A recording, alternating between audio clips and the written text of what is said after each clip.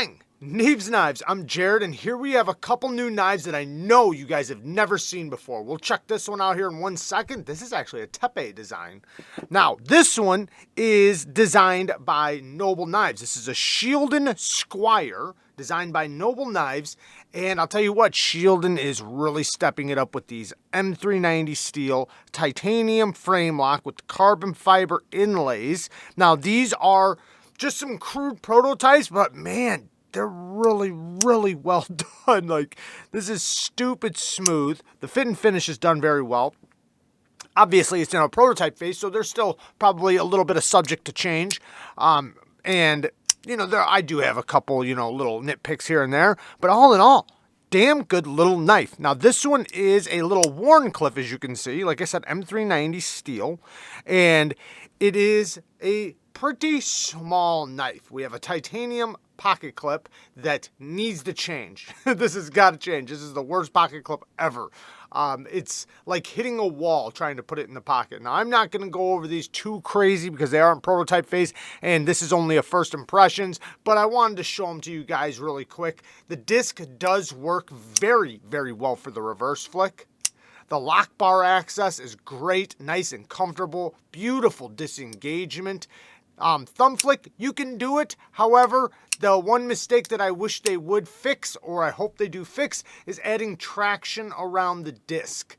Now, and I'm sure they're gonna. These are little things that'll probably be added, but it would massively, massively improve this knife because it's a little slippery for the thumb flick. Yeah, I can do it every time without fail, but, you know, it's a little slippery. The reverse flick's amazing, though. I can get a full 3-finger grip on there, and then the pinky kind of wraps around the butt end of it. Not the most comfortable in the hand, but it's not really supposed to be. This is a small little utility blade, and it will work great for those things. You can easily do a reverse cut if you need to, you know, pop a strap or something.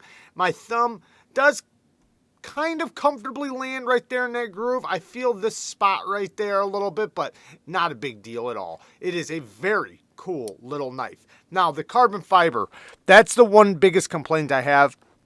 Well, let me be clear. The titanium clip's the biggest complaint I have on this. But T8 hardware all the way around. I love to see that. But this carbon fiber it's real carbon fiber, but because of all the laminate carbon fibers out there that have a laminate top over G10, it has ruined it for anybody trying to use this carbon fiber. Any company should stay away from this carbon fiber. It cheapens the knife and it makes it look cheap. It makes it look cheap because all these other companies are using laminate carbon fiber that looks just like this on cheap knives. So you don't want to use the same material what looks like is on cheap knives. Now, this is real carbon fiber, but I would say don't let it polish. Don't make sure it's not polished. Make sure you can see, you know, a little bit of the fibers being milled and machined rather than a flat polished surface. Let's check out the next one. Now, the next one is a Tepe design, and it is again M390 steel drop point blade, big belly drop point blade, but it's going to work pretty good for utility cuts. And then you have the same carbon fiber again. I don't like that, but it is real carbon fiber. They just, you know, polish the face of it. Titanium frame lock, and then you have this overlay right here. Now, because of that overlay, this thing works really good left-handed. You can put your finger right on the lock bar. Doesn't matter at all.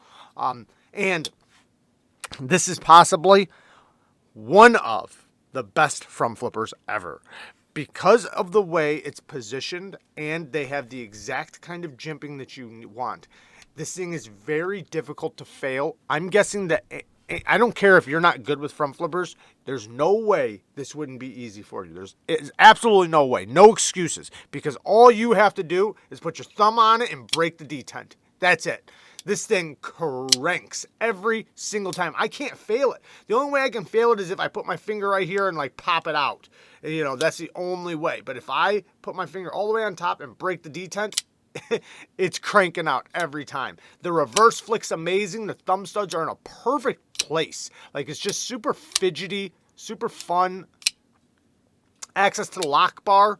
They did cut it back a little bit right there, so it's really good. Easy to disengage, very smooth on the drop. The front flipper, because of the way it's positioned, you can do all the little tricks and stuff with it. Easily, too, easily. But yeah, what a good front flipper. Now, you would look at this thing and think, there's no way this is comfortable. There's no possible way this could be ergonomic. But let me tell you, it is like a glove. It is so comfortable, at least in my hand. Because it gets fat back here, your fingers back here get to wrap right around this little spot right there, nestles right in your palm comfortably. It does kind of sit a little forward, which I personally like. You can choke up if you really need to, but yeah, I'm locked in. Like, it's like there's no way this thing's budging like that. It's securely in my hand, and I love it. Reverse grip's not going to be the best, but you could get by. Pinch grips are going to be decent and pretty good because of the way the back of the handle goes. Nicely nestled in your hand. Yeah, all in all, man, solid knife. The titanium clip does work better on this one. This one actually does work. Unlike this one, which is like hitting a wall, this one does go in and out of the pocket nice. You can see it has a nice ramp, while this one has a wall. When something tries to go underneath it, it just hits the wall. This one actually has a ramp so things can easily go underneath it. Now, I would say it would be nice to have a little bit more room underneath the clip because it is a little shallow, but it works. And it's not the most deepest carry because, you know, it's a milled titanium clip. It's a little positioned a little bit down. But all in all, really cool design. I think Shieldon is knocking this out of the park already, especially since this is a crude prototype. Like, I can't imagine when they're finalized. So good for you guys doing. I gotta give Shieldon credit here. Shieldon has been massively, from the first batch of knives I've tried from them till now, they have consistently improved over time. And that's what I like to see from knife companies. So shout out to Shieldon for stepping it up and consistently getting better throughout time, and, you know, just basically hitting mile markers and goals, and, you know, getting out really good quality knives more and more, using better materials, better fit and finish, better action. These are riding on ceramic caged bearings. Between the two, which one do I like more? That's tough. Yeah, it's tough. Probably this one, but man, something about this, I don't know. I can't pick. I'm not gonna pick, not yet. Let me test them first because I really like this one as well. But so these should be in production around March 2023. So we got some time before we're really gonna see them. But I like a lot of things about them, and I think that these could be, you know, some winners. So all in all, I love both designers. First and foremost, I love both the designers. I think they do great work. I think Shieldon, like I said, is consistently getting better.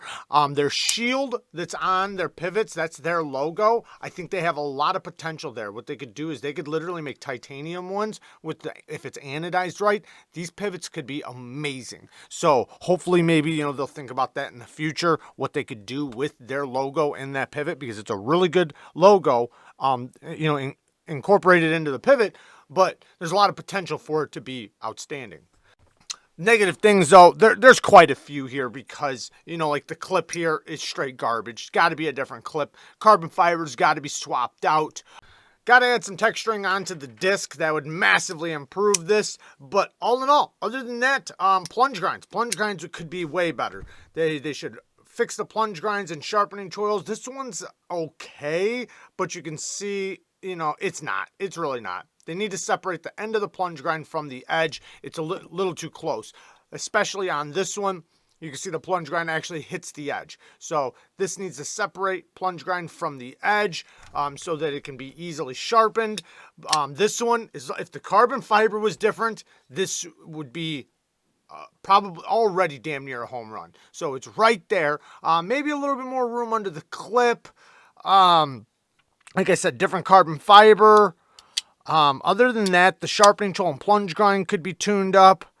But yeah, that's about it on this one. I mean, those little things, I mean, it's already riding on ceramic caged bearings. They're very smooth. The fit and finish and detents are on point. So yeah, pretty awesome. And, you know, it's going to be a little while till we see these, but hopefully you guys will stay tuned along the journey. I love you guys. Thank you guys for watching. Peace.